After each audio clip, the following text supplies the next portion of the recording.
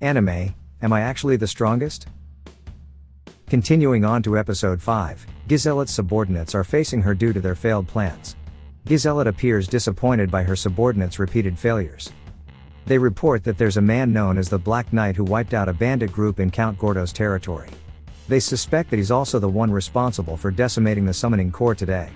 However, Giselette remains unsatisfied with this explanation. Her subordinates request another chance to rectify their mistakes.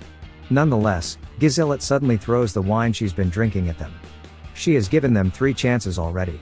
After all, she merely tasked them with killing a child. Giselette does acknowledge that Charlotte could become a threat to her in the future.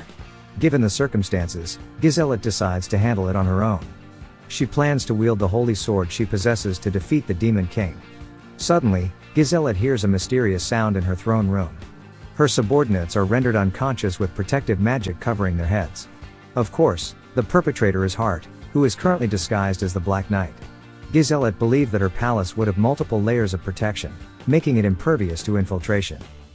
However, to Hart, these protections are nothing more than playthings he can easily break through.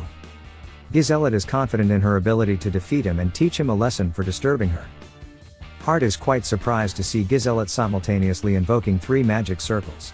Firstly, Hart finds himself trapped within a water sphere, making it hard to breathe. Yet, he manages to escape by leaping using the protective layer he crafted on his feet. Secondly, Giselette unleashes a series of ice magic attacks, which Hart manages to deflect with his protective barriers. Finally, Giselette employs an immense fire magic. Hart seems not to dodge or deflect it, choosing to remain still. Following this, Hart is seen kneeling after being struck by her attack. At this point, Giselette believed she had won. However, Hart stood up again as if nothing had happened. In an instant, Hart launched an attack with his protective magic. While Giselette managed to deflect it, she had no idea what had struck her. She could only sense the shockwaves. Seeing that Giselette could still deflect his attack, Hart decided to get more serious. He unleashed a series of stronger consecutive attacks. Giselette struggled to withstand them all. She felt her magical energy would deplete before his. Even though she fought the Demon King, her strength wasn't as formidable as the Black Knight's. Nevertheless, Giselette didn't give up. She eventually drew her holy sword.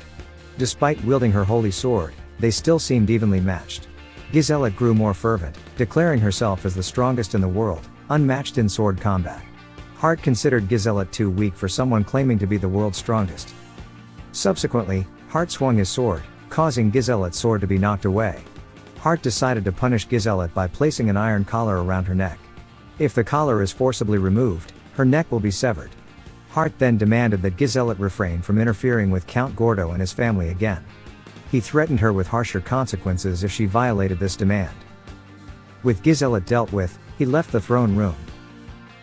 Outside, Flay was already waiting for him.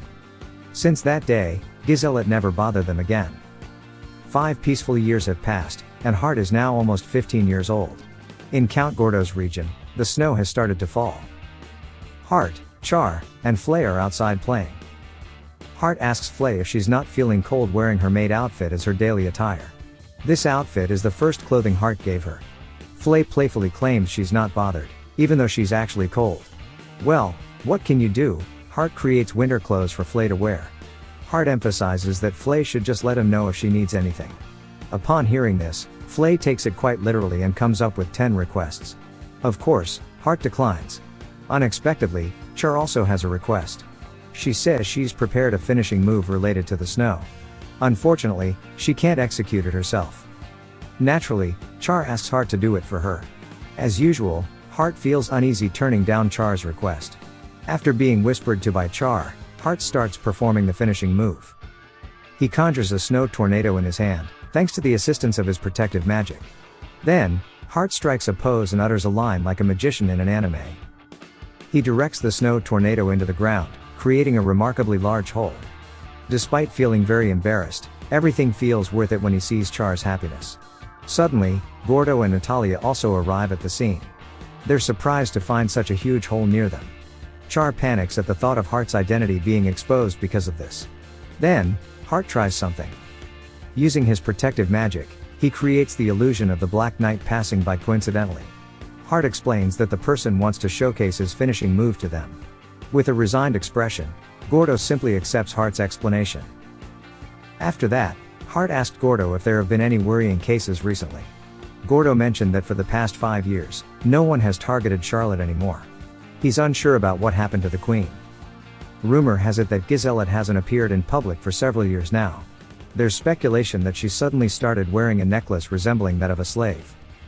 Initially, people thought it was just the Queen's hobby, but there are also conspiracy theories suggesting that the Queen accidentally put it on and can't take it off. There's also a theory that someone deliberately put it on her. Hart was thankful for his peaceful days without any disturbances. With this, he believed he could live in seclusion wholeheartedly. He decided to head back to his room. However, Gordo suddenly told him that he must attend school in the capital starting from spring. Gordo tried to refuse, but the situation got complicated. He would explain the details later at their residence. Of course, even before anything, Hart rejected the idea. School is the place he despised the most from his previous life. If the situation was indeed complicated and couldn't be refused, Hart intended to break that situation. Upon arriving at their residence, Gordo once again explained that Hart had to attend school in the capital starting from spring. In the past, Hart had refused to attend school in this area. However, this time he couldn't decline simply because he didn't want to. Gordo presented a school recommendation letter directly from the king. Gordo also couldn't comprehend why the king chose Hart, but he suspected it had something to do with Princess Marianne. Since her visit for inspection, it seemed like Marianne had taken an interest in Hart. It was rumored that Lias would skip a grade and also enter that school. Nonetheless, Gordo remained worried. There's a possibility that the Queen is planning something and involving Marianne. Given the situation, Hart finally agreed to attend school in the capital. Additionally, Gordo suggested that Hart bring a servant with him. After all, it's difficult to live alone in an unfamiliar place. Unfortunately, he couldn't bring Flay along. Suddenly, Natalia, who had been eavesdropping, volunteered to take care of Hart. The issue is, how can a student attend school with their parents? At least, there's still 3 months until school starts, so Hart can search for a servant by then. Even though he agreed to attend school, Hart still plans to lock himself in his room. He informs his clone about the school news. As his clone cannot use magic, Hart intends to have it expelled for not being proficient at school. In other words, his plan is to make it seem like the king has misjudged Hart's Xenophis. His clone protests why the real Hart himself wouldn't do it. Hart feels he would enjoy using his magic to deal with any troublesome students. The clone immediately starts whining, saying it doesn't want to attend school if it will be bullied by other students and unable to fight back. Seeing it behave this way, Hart decides to bestow his clone with protective magic to prevent it from getting hurt. With a somewhat heavy heart, the clone finally agrees to Hart's plan. Hart is currently at a wooden house beside a lake, a mountain's distance away from Gordo's castle. He built this house over the course of 5 years as his final retreat. There, no one can disturb him. Hart spends his time playing games on a console he built himself. Suddenly, Char, accompanied by Flay, also arrives at the house. Char is dressed in a costume resembling that of a witch girl. Apparently, she came here to watch the anime Mini Love Cure. While watching it, Char can perfectly mimic the poses and lines of the witch girl. Hart thought Char might be getting tired of the anime since she hasn't been coming to his room lately. However, Char seems to be getting even more into it. These past few days, Char has indeed been learning a lot. That's why she's forbidden to go to her brother's room. From an outsider's perspective, Char appears to be quite spoiled towards her brother. The only way for Char to watch the anime is to ask Flay to bring her here. Suddenly, Hart has the idea to use teleportation to arrive directly at this house. He tries to demonstrate his teleportation using a potato.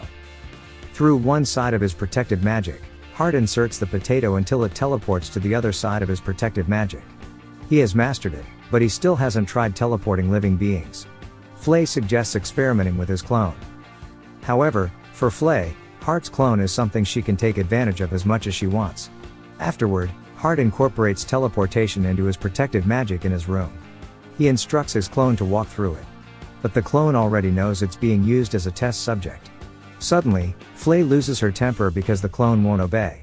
She jumps into the teleportation to drag Hart's clone into it. As can be seen, his protective magic teleportation can be used on living beings. Next, Hart creates a door that, when opened, will pass through his teleportation. Hart suddenly remembers something: he needs to find a servant. But as usual, he'll procrastinate it. This is the end of episode 5. Thank you so much for watching. Don't forget to subscribe so you won't miss part 6 of this series recap.